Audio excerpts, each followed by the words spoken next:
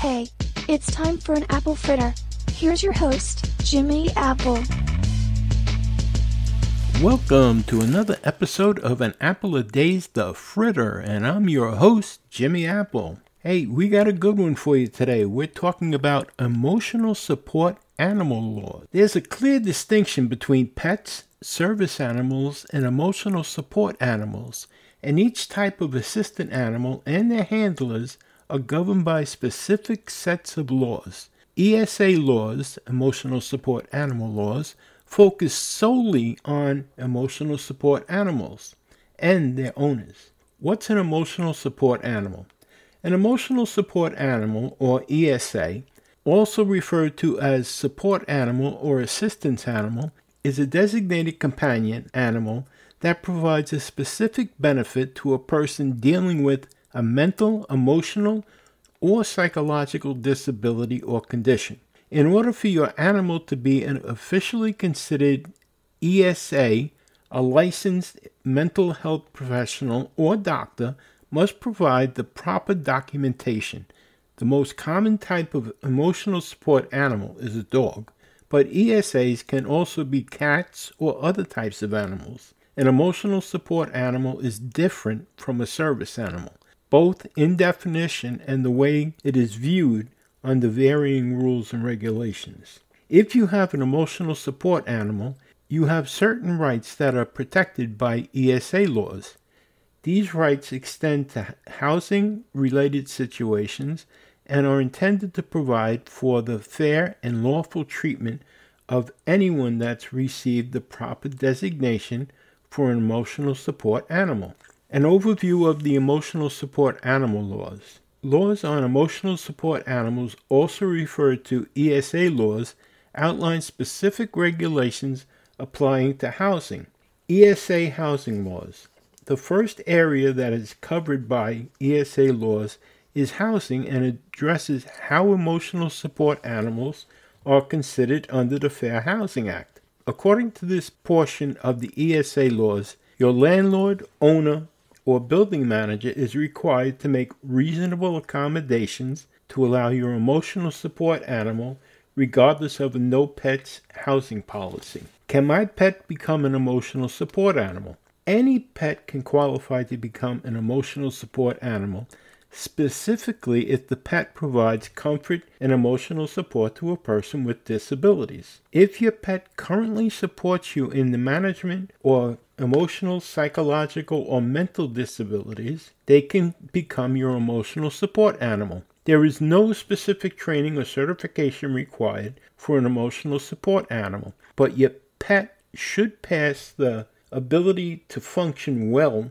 around other people and animals. If you're interested in officially designating your pet as an emotional support animal, you will need an emotional support animal or ESA letter. Who can obtain an emotional support animal letter? An emotional support animal letter is provided by a licensed mental health professional stating why you require an emotional support animal. Typically, anyone with a qualifying and diagnosed mental, psychological, or emotional condition can obtain an emotional support animal letter if a licensed mental health professional sees fit. Here are just a few examples of the conditions that may qualify you for an emotional support animal: attention deficit disorder, or ADD, anxiety disorder, learning disabilities, depression, intellectual disabilities, motor skill disorders. An emotional support animal, ESA,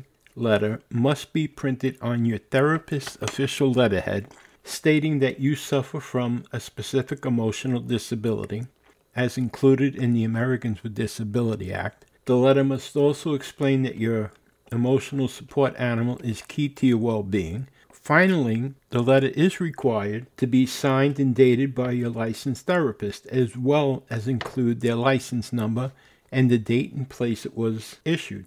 An emotional support animal letter is only valid for 1 year from the issue date. In some cases, you may be asked to provide an emotional support letter that includes specific wording and information such as the breed of your ESA, the weight of your ESA, and certain languages applying to your needs. Do I need to register my emotional support animal? No. You're not required to register your emotional support animal in any database or system. While there are many online services that advertise ESA registrations, there is no official requirement or government database. Your ESA letter is the only primary documentation you need. Do I need a vest for my emotional support animal? No. Your emotional support animal is not required to wear an ESA vest, uniform, harness, or identification card. However, you may find it helpful to have something to identify your emotional support animal whenever you are planning to bring them into a public place. Can I have 2 emotional support animals?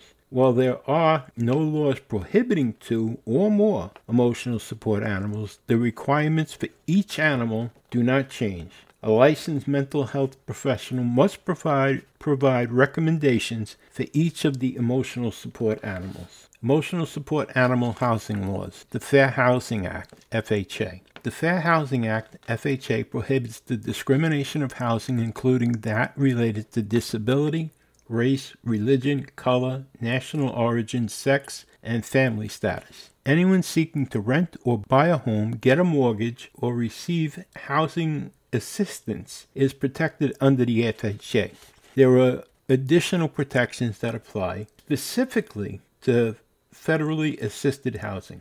The FHA also prohibits a landlord or owner to set different terms, conditions, or privileges for the rental or sale or home base on any of the reasons listed above. Different rental prices or sales given based on discriminatory factors is also banned, as is the failure to provide proper maintenance, harassment, or limiting of privileges or services offered to other residents. In very specific circumstances, the following types of housing may be exempt from FHA: owner-occupied buildings with 4 or fewer units, single-family houses rented or sold by owner without an agent, private clubs that limit occupancy to members only, and housing managed by religious organizations. According to the HUD, a housing provider must consider 2 of the following questions when considering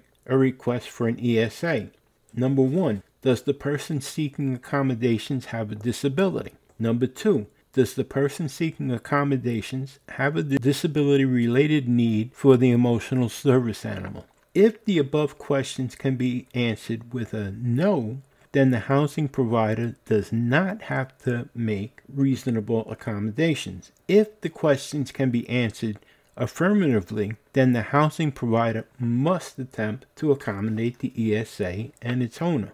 Do landlords have to accept emotional support animals? Under the Fair Housing Act, FHA, a landlord must make an effort to reasonably accommodate your emotional support animal, even if the property has a no pets policy. However, reasonable accommodations can be denied in certain situations. For example, it allows your emotional support animal would place an undue administrative or financial burden on your housing provider. They are allowed to deny your request. Or if you have a particularly large emotional support animal, such as a llama or a horse, you may be denied housing as well. If your emotional support animal is disruptive in any way, and it is determined to be detrimental to the health, safety, and property of other tenants, the landlord may have grounds to refuse housing. Restrictions that normally apply to pets living on property, such as pet fees or breed restrictions, cannot be applied to emotional support animals. Each emotional support animal request be evaluated on case-by-case basis, depending on the situation and the animal in question. You should know that while your landlord is allowed to request for your ESA documentation, he or she is not permitted to ask for your personal medical details, records, or other extensive information.